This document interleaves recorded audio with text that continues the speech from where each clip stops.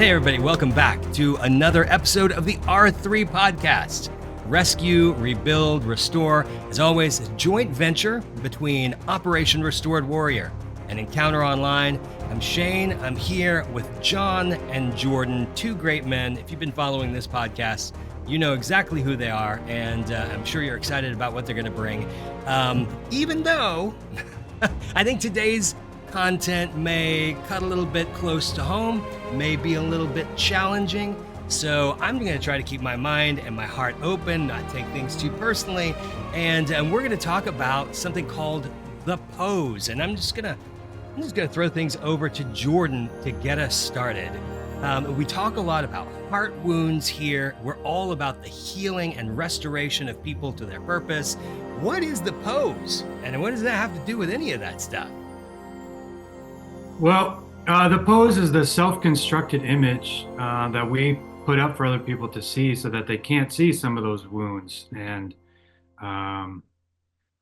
insecurities that we have as men or as individuals, whatever the situation may be.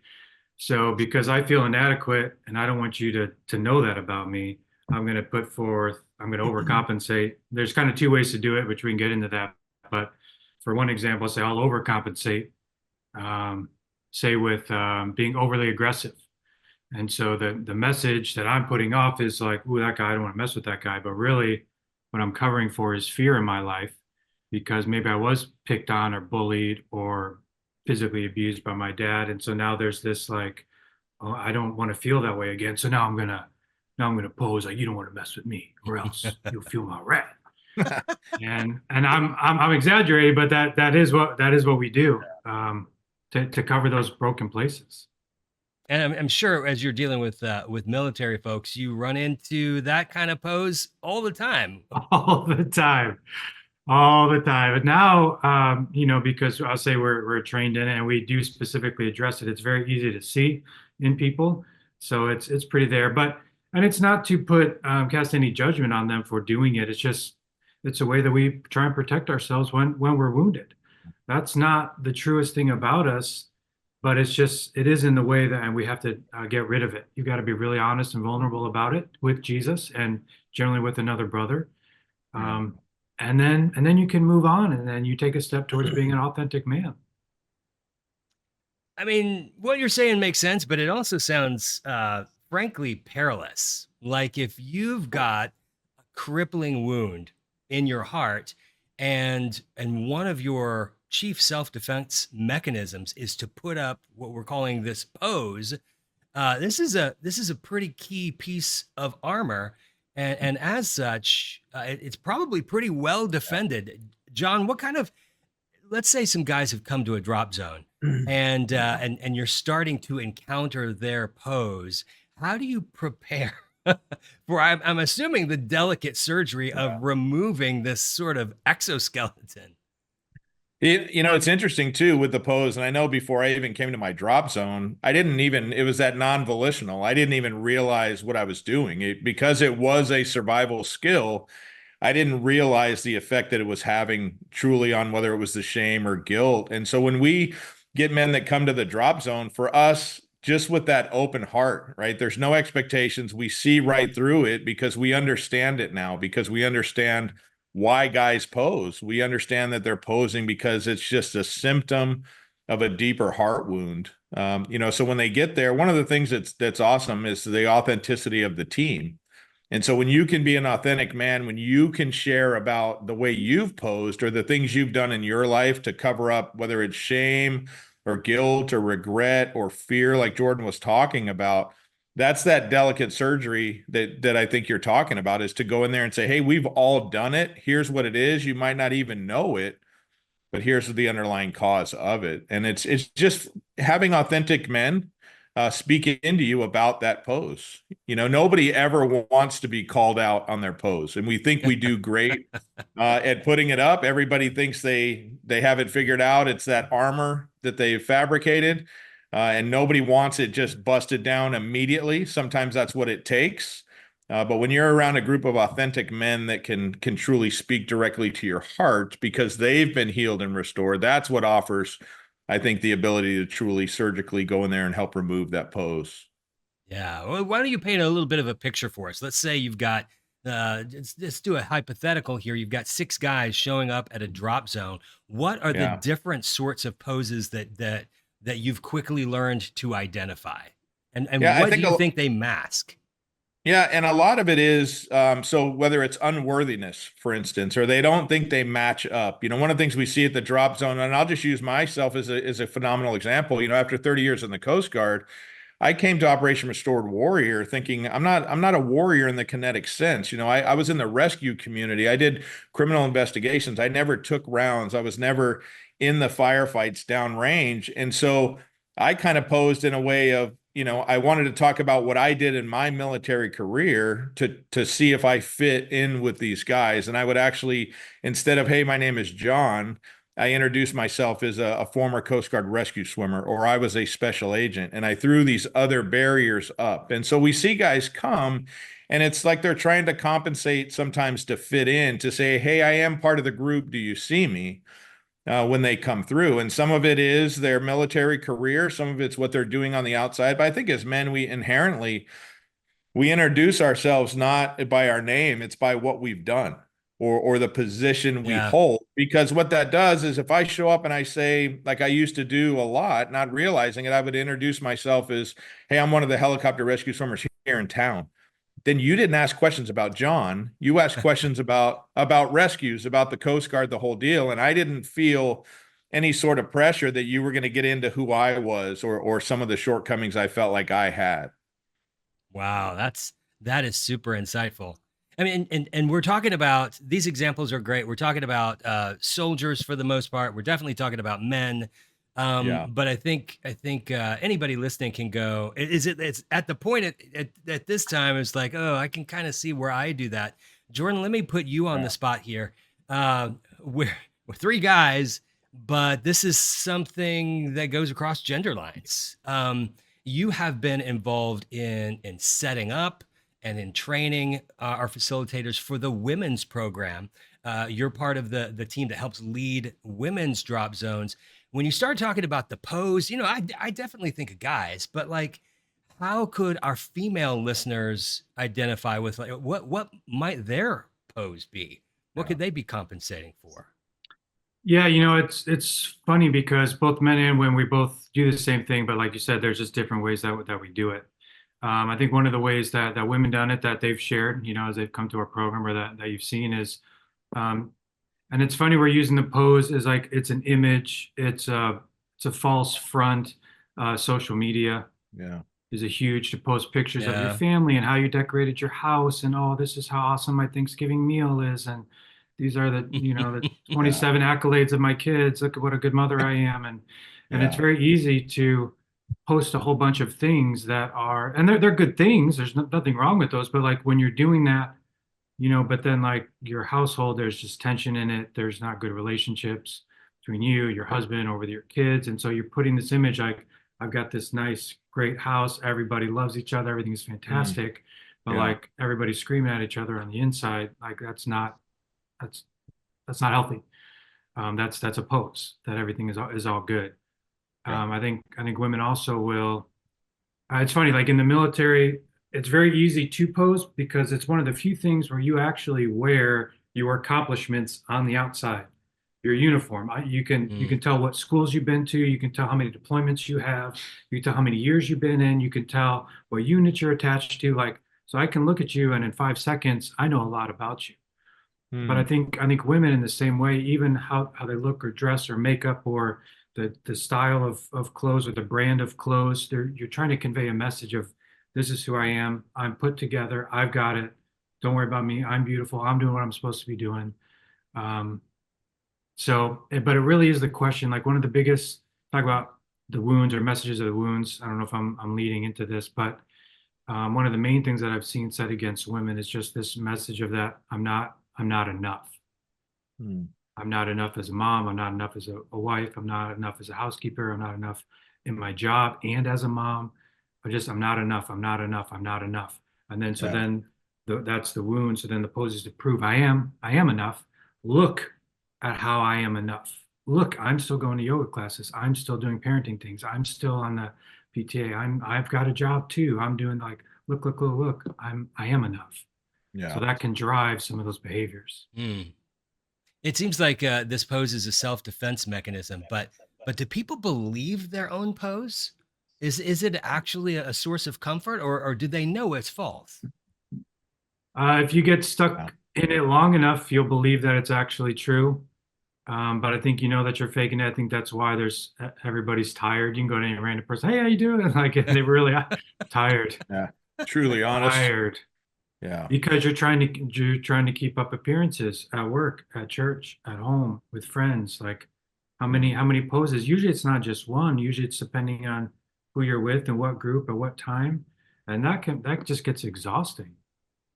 And I think, like you're saying too, Jordan, if those wounds come early in your life, it does become secondhand because you've been doing it for so long. And that's just your defense mechanism. And so one leads into the other. And there does come a time, I believe, where every man realizes, hey, I am, there's a phrase that I think is the worst phrase that's ever out there. It's fake it until you make it. I've heard that said so many times in the military, just fake it till you make it. Well, you're never going to make it if you fake it. And so that's exactly what it is until you're ready to lay it down and be authentic, until somebody calls you out and says, hey, that's not really who you are. I know you behind the scenes. Man, it's tough. And it took me, I was at year 46 where I even understand what a pose was. I thought this was just John surviving. I didn't realize that I actually was masking deep wounds that were within me my whole life. Yeah, I'd like to talk about wounds. 'Cause we talk about heart wounds all the time around Yeah. here. We really feel like the healing of heart wounds is the key to living a Yeah. full life. So we're all about that. We've really been talking about this pose as a guard against insecurity, as a protective measure. But we haven't really talked yet about how is the how is the pose born of like a crippling heart wound? Let's say you're a victim of abuse, or I'd love to hear a couple of examples. Maybe each one of you could give me an example, maybe a male and Yeah. female example of like something that anybody would recognize as like, oh my gosh, that is a crippling heart wound, and how a pose is born out of it. Whichever one of you wants to go first. I'll just share one from just a very common one that we've seen at ORW. You know, the guys, amazingly, probably about 60% of the men that have come through ORW have been sexually abused, molested, raped at some point in their life when they were 60%. young. Yeah, probably at least. Yeah. And Yeah. what happens when that happens, obviously that's horrific, that's traumatic, that affects you deeply in a variety of ways. So especially in the area of your sexuality. And so what happens is and a lot of times it's same-sex abuse that happens. So now you're dealing with the trauma of what happened. Now you're also dealing with, well, does that mean that I'm gay? Does that mean that this is the direction I'm going to go in? And then it's like, I don't want to do that. So then now you're driven. Now you try and just sleep with as many women as you can. Now you're going to prove that you're a ladies' man to get as far away from that as possible. And you don't even really, it's not a conscious Oh, necessarily decision, but now you're like, you want to Yeah. be known as the guy that can bed any woman. Oh, and that's your pose because Hmm. you've been hurt, you've been traumatized, and you're scared that this may mean something about you that you don't want. And so now you're going to Yeah. prove it in the other direction. wow. That's Yeah. deep, man. And we see it even on the other extreme as well, is guys that, especially with some of the men that come through, that maybe they haven't heard that they were enough from their father or their mother. Maybe in sports was never enough. They were never good enough. And then so they end up, what drives them to the military to begin with is this high risk behavior. And so it's not enough that I just served in the military or in combat. I have to continue to prove myself. So I'm 100 miles an hour on my Harley while drinking. You're extreme high risk. So people see you as, man, this guy is odd. Look how many risks he take. He's a man's man, the whole deal. But the whole time you're chasing that, is anybody seeing me? Am I worthy? Am I good enough?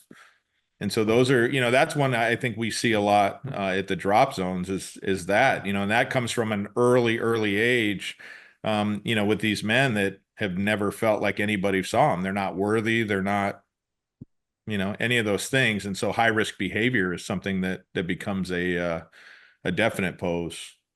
So what can happen too is sometimes, usually when someone has received something that's traumatic, that's obviously a wounding Yeah. for them. But not receiving something can be equally as damaging. So Yeah. somebody could listen to the example that I share. Oh, well, that didn't happen to me. That my story wasn't that bad. But just like John saying, well, you never heard your dad or family member say that they loved you. They never came to any of your sporting events. You never Yeah. received love or affirmation, and you lived in that like for decades. Like that is deeply wounding too. It's the same side of the, or it's a different side of the same coin of being wounded of not what did happen to you, but what didn't happen for you. Yeah. So let's say that you've got, I feel like I'm getting my head around this whole concept of the pose. Let's say that you've got a bunch of folks, male or female, at a drop zone event. Just to remind our listeners, or if you're new to the podcast, a drop zone event is a program that has been pioneered by Operation Restored Warrior, specifically to come into those areas of your heart and bring the ultimate healer into contact, bring Yeah. Jesus into contact with those areas that you're defending, that where you're deeply wounded, where these wounds are restricting or defining your entire existence, and bring Yeah. healing. But now we've been talking about this pose, this protective layer. It's a shield, it's a barrier.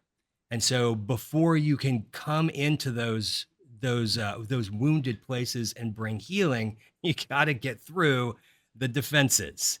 So let's Yeah. say you're at a drop zone, you've got a group of people. How do you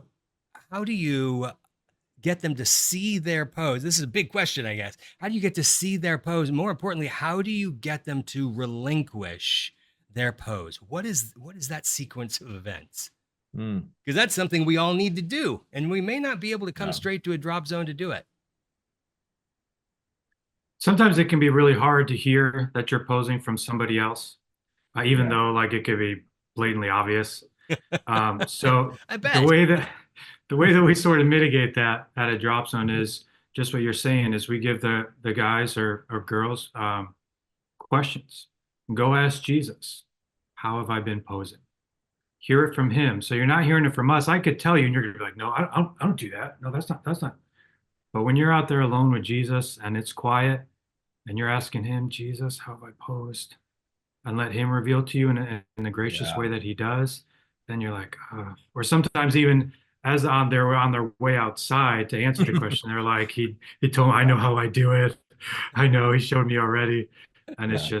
just that tearing down process. I think one of the big things too is that to have the facilitators, I know when I went through my drop zone and we talked about this posing and you're getting ready to go out and you're going to ask Jesus these questions, but to have these other men stand up and say, hey guys, this is how I posed. And here's what happened in my life. And this is why. But here's what's on the other end of it now that I've identified that I'm posing. And I just remember hearing, I love that session that we teach because, the facilitators talking, all the other facilitators come up and give this real life example of how, and I'm like, wait, these warriors, these are the guys doing the healing and they've posed as well. And so it's that living, authentic example of how to break it down, whether it's volitional, whether it's non-volitional. And I think, aside from the key is hearing from Jesus, but the battlefield is already prepped before the men go out, before the women go out, because of the authenticity of the facilitators to share what's truly happened in their life and the extremes that they have posed before their restoration as well. Extreme posers. You guys are extreme posers. It happens. But you guys are clearly extreme posers. And that's not a pose, but we love you. No, not at all. Not at all. So you guys, I'm sure have plenty of stories, because you go through this experience with people month after month. I'd love it if you could maybe each bring to mind an experience from a recent event, or it could be just something memorable from the past where where you saw Jesus crack Mm, somebody's pose. You saw, and they came back and shared with you, this is what Jesus said. Because I think this podcast goes to a lot of different people in a lot of different places in their spiritual journey. And so when you say something like, well, go ask Jesus, he'll tell you what your pose is, there could be a lot of people that are like, Jesus is going to like talk to me and tell me, like, what does that even look like? yeah. So I'd love to have some examples with that. I'm going to hit you first, Jordan. Well, I mean, we see it 100% of the time with the guys that go out, or even the girls. Like, I don't think we've ever had anybody come back and be like, "Nope, nothing. I don't pose. I'm all good." Yeah. So we all do it. So there's that. And Jesus does communicate. He will sometimes, we give him a question in a notebook to write down. He can and often will speak to us internally with some dialogue, but he can also speak to us like as we write. And I found this to be true in some of the attendees that have come through. They've got the question written down and they're asking, and their heart is open to receive. Like as they Yeah. write, it's like the answer just comes, and they're not really thinking about what they're writing, but they're listing off Jesus speaking to them through that, and then they go back and they read it. And it's like, oh, there it is. So that's one way that he can do it. Or sometimes Jesus will show you like a picture of something, or he'll bring your mind back to a memory where you did Yeah. something in a situation where like, okay, I know, okay, I see it. Yep, I was doing it there. So it doesn't even have to necessarily be specific dialogue, but he can show you a scenario where that happened. But he's always gracious in it. And again, Yeah. it's to bring you freedom, and it's to say this area that you're faking it in, like that's not the authentic you that I see. And then so it's letting him speak and heal those places. And I mean, this is a part of the process of the whole drop zone. It's drawing you into your true identity as you are, as he sees you. And once Mm, you get that vision for your yeah. life, that changes how you live. Like that changes everything. Wow, that's deep. And it's the first time I really thought about like there is this face, this pose, this false front, but the real Yeah. point is that there is something genuine. Yeah. Yeah. Something genuine that Jesus wants to bring into existence. Let me throw the ball to you, John. What would you share about that? The same thing, and I just love the way Jesus preps the battlefield up to that point. As the guys are walking through, the sessions, as we're taking them through the different pieces, and it's amazing to teach that session and watch the men as they write down the questions, and their hearts are open and they're ready to lay it out. They're ready to just, okay, I'm tired. Like Jordan was talking about in the beginning, I'm ready. And I see guys all the time that are continued writing. I'm like, do you guys have all the questions? And they're like, yep, but they're already feeling it. Their hearts are already just pouring out on the paper. And I love it because it's that place you see these guys that have been carrying it forever. We see them when they come in and we have the guys introduce themselves, and sometimes they give this complete resume of military and government work history that is just it's right out of a Jason Bourne movie, and you're like, man, larger than life. And we always tell the guys, hey man, that's great, but tell me about John. That's great resume about John. And then to go through this part of the drop zone when they go through this session, to come back and just truly hear their heart, how Jesus has revealed to them, these are the ways I've been posing. And we always ask, there's times when I say, is that something that you already knew? Or is that something you heard Jesus tell you? And he was like, Jesus would tell me as soon as I was writing down that question, I knew it. And so just to see these guys be able to say, okay, it's time for me to lay that down, that it's been revealed, that I don't have to be that person anymore. I'm accepted being the authentic person. I don't have to live by my resume. It's pretty profound to watch, as these guys go through the process. Their hearts just open up because it's something. I think when you realize these things you're going through, when you're in the darkest of your days and stuff that's going on in life, what's keeping you from truly asking for help is you're afraid to let that pose down. So to be in a place where you're like, okay, wait a minute, I'm around authentic men that really actually care for me. I'm feeling, I'm hearing, I'm sensing Jesus' presence and the healing that's coming. And then just to be able to drop that extra baggage, it's awesome. It's probably one of the best exercises I love with these guys when they come back, just to hear their hearts. Not every one of them, but there's a lot of them that are it's super heartfelt. It's hard to get through. It's very emotional for these guys, it's a time that's awesome because as men, when you think about getting emotional, right, what society tells you, men don't get emotional. And, I'm here to tell you that's not true because I'm probably one of the most emotional people I've ever met. But it's pretty profound to watch these guys go out and truly hear from the creator what they've been trying to mask. So in these moments where they go out and they hear from Jesus about their pose, is is that a revelation of the pose only, or does it come with like some sort of communication of their true identity? Or I suppose it could be different every time. I'd love to hear about like how do they begin to they recognize the false, and that's got to be a really scary place. How does Jesus start to begin to bring the true? And So there, oh, go ahead, Jordan. I was gonna say, so there is a process to that, but like first they need to feel the weight and how they've been faking it. So Mm. if we in the same session went from this is how you fake it to like, hey, really, just sees you as awesome. Like, no, no, you need to feel the weight of how you've been pretending for 30 years in this area. There needs to be like repentance of that. Not Yeah. that there's shame or Mm. anything like that, but you need to feel the weight of because you've hurt people in your pose. You haven't let people get close to you. Like there's been effects of this Oh that wow. have rippled out. And so first it's like taking Yeah. responsibility for that. This is how I pose, and this has been the effect. Ugh. Now we don't leave you there, but we do want you to feel that, and we're not going to shortcut Yeah. that process to get you to the. We know the other side is there. We know Jesus is going to speak awesome things, in the next couple of days to come, and it's going to be amazing. But first, we got to deal with this. Yeah. Yeah. What were you gonna say, John? As you guys are vying for the microphone.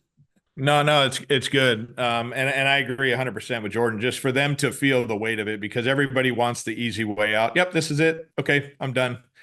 And to be able to push in, because what they want to do is that pose is I did the exercise, I'm done. Don't talk to me because I don't really want to address it.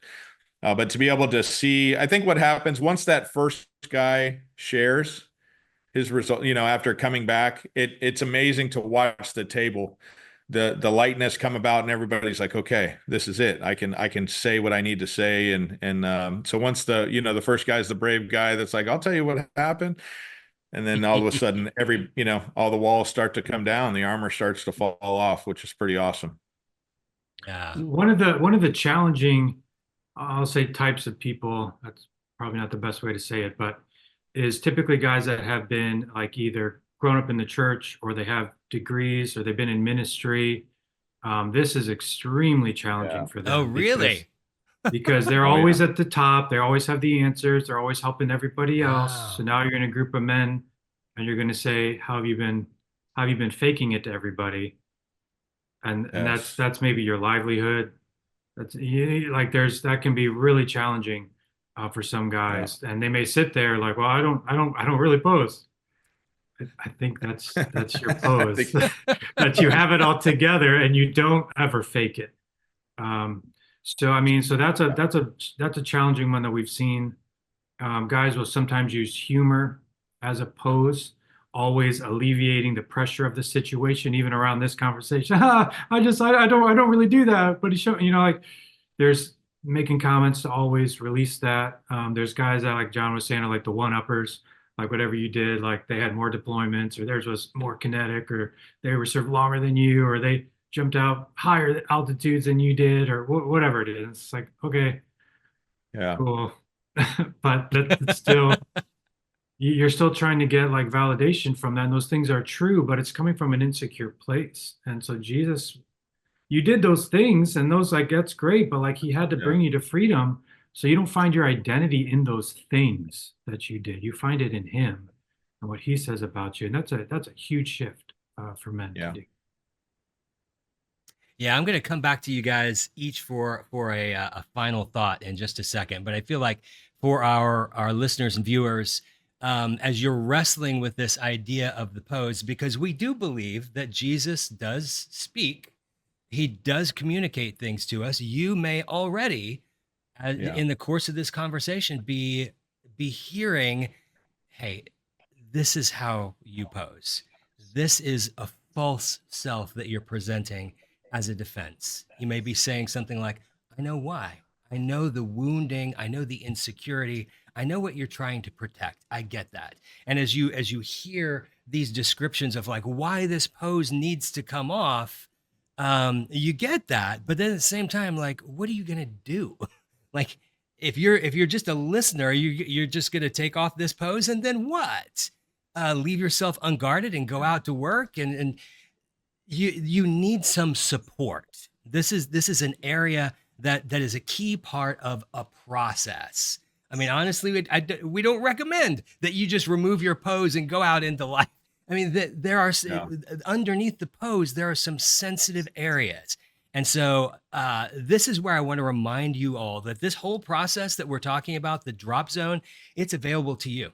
It doesn't cost a thing. You can go and do this. In fact, you can do it right now. If you go to our website, www.operationrestoredwarrior.org, you'll find our online programs, and you just register. You could be doing this in 5 minutes. You can go through all of the preparation for your heart to get to this moment that we've been talking about.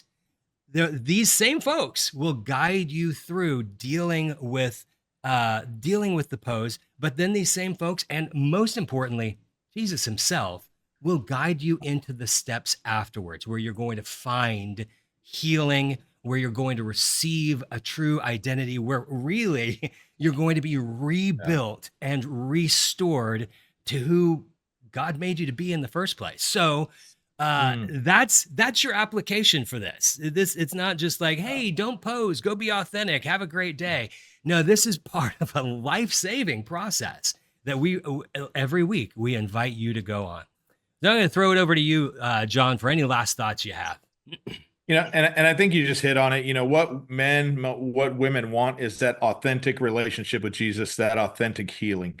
And what Jesus can't deal with is the fake us. Because if it's the fake us, it's fake healing. He didn't create us to pretend who we are so we can pretend for the healing. So I would just offer that if you think you have this, if you're walking this out with Jesus, but you don't understand why these things are still happening and coming against you in your life, to ask that question.